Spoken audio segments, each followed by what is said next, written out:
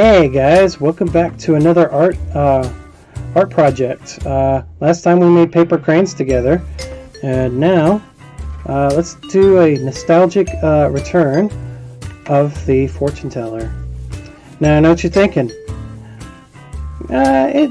We just did origami, and yeah, we did. It's not quite origami, but it's still kind of a style that some people use to get by in high school, and I thought maybe we could just do a theme of high school things for a little bit until I can sharpen my sketching ability before I can, do those things for you on here. So for now, let me show you how to make one of those fortune tellers. It's a lot of fun, actually. What you're going to need is just a full page of this, and this would have helped me out in origami earlier. This is kind of a simple origami when you think about it. First, you're going to need to fold the paper like so until this edge meets the other edge of the paper, and you're going to take this right here and just kind of slide your fingers alongside the back here,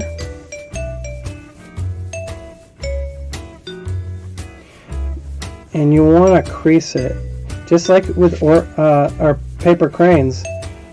Our creases are our guiding lines on making this simple fortune teller. And once you have that, you want to take this right here, and you're kind of wanting to fold it inward and flatten. We're not going to make paper hats on here. It's not going to get that silly. I'm not going to do any paper hats unless like super fancy. And you're going to flip it back, and you're going to crease it one more time, trying to follow the same crease.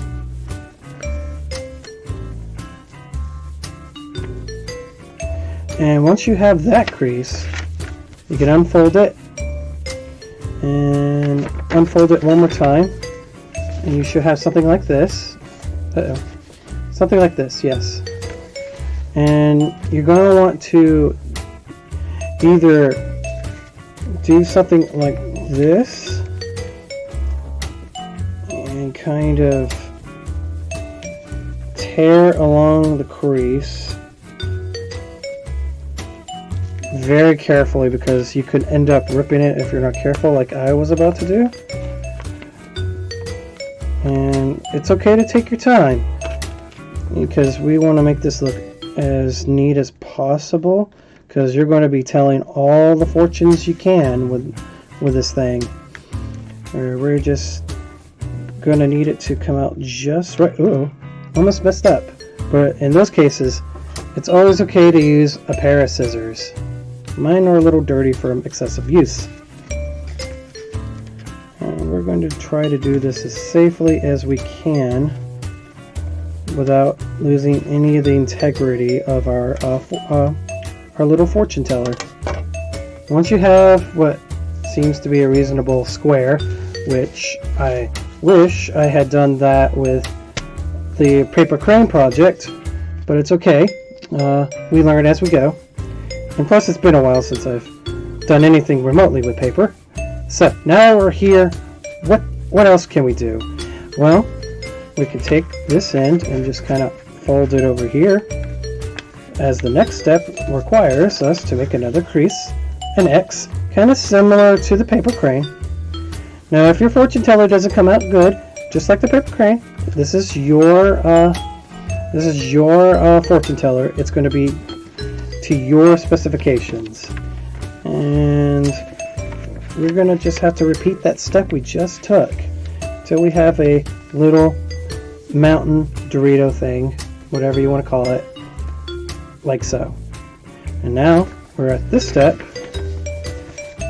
and we're going to do is kind of take each of these tips and just kind of do this towards the middle of the dot of the X, and just kind of fold down like so. And you want to do this all the way, all 4 sides, which we're going to do that. It's like making a, it's like for all you guys who work at Taco Bell, it's kind of like one of those quesadilla things. It's kind of folded in on itself.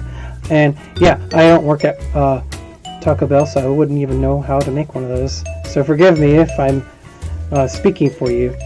Let me know in the comments section below my mistake in assuming the process of making a quesadilla.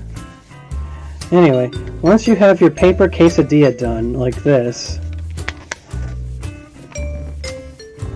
it's always good to hold it down as you do that, but I'm doing a terrible job at trying to show you.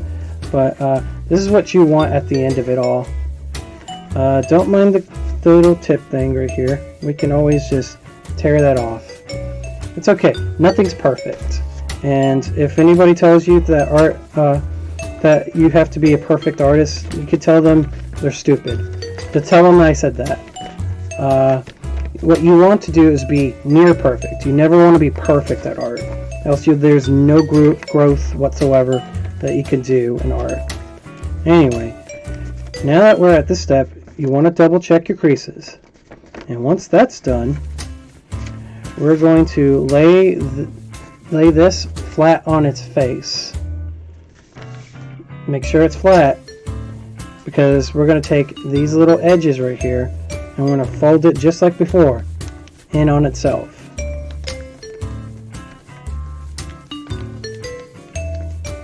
And we're going to do that all 4 times. Trust me guys, this is like stupid simple.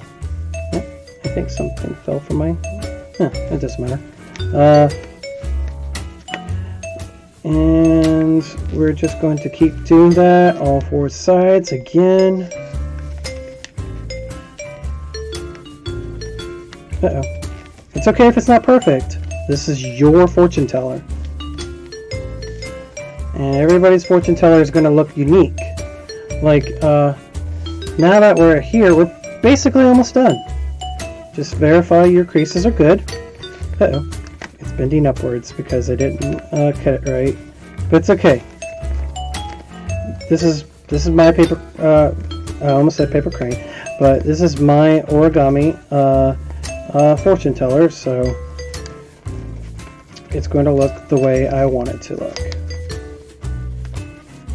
And you should just take pride in your own fortune teller and do it like that. But what you want to do is what I'm doing right now, which I neglected to start talking about, is take these little tips and just try to dig your fingers under them. And when you do that, just dig them all the way up and just kind of, okay. Kind of like this. You want to dig your 2 fingers in like that. And you kind of want to scrunch it in on itself. It's okay if it's bending weirdly, like mine is, which I'm neglecting to show you. But yeah, you kind of want to... Uh-oh. Mistakes are a thing, and I am making plenty of them in this demonstration. I thought I practiced enough, but I did not. It's okay if you scrunch it in there a little bit. Uh-oh, I may have made an error. Hold on. I didn't bend it enough. But yeah, the idea behind it all is just kind of make sure you get your creases right, or you're about to make the same mistake as I was about to make. So once your creases are more of a thing, try again and get your fingers in there, because you want to be able to show everybody your nifty little fortune maker. And what you need to do is kind of like this, and dig each finger in like so, kind of make like a little pincer thing, and then do likewise on the other side, which is going better now. Uh-oh. It's crumbling a little bit, but it's okay. You can bend it forcibly back like this. I know professional paper folders look way 100% better than I do, but it's okay. This is my fortune teller. And that's what we just made. Now, it's not the prettiest looking one, but it's still a fortune maker. I think my first attempt was way better, actually. Uh-oh, the screen is right here. Anyway, you could do all kinds of things to your fortune maker. You can color it, you can sketch on it, and the idea behind the fortune maker is you take this and you just kind of I haven't done this in a while, but you presumably pick a color and a number that's inside, and you flip it to reveal the fortune. And I figured that this is a nice little nostalgic thing to look at with you guys, and you can just easily pocket it like this in a square. Uh-oh. In a square.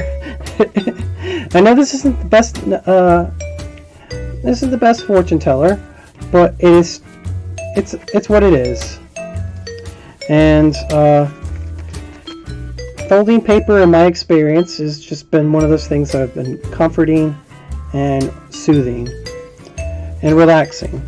Honestly, you can do all kinds of origami you want, like folding frogs or folding whatever you want. Honestly, there are plenty of things that you can make other than cranes and fortune tellers, but I just thought I'd share what makes me relax and zen. Anyway, I hope you had a good time folding paper origami, more origami with me, and I hope to see you guys in the next video.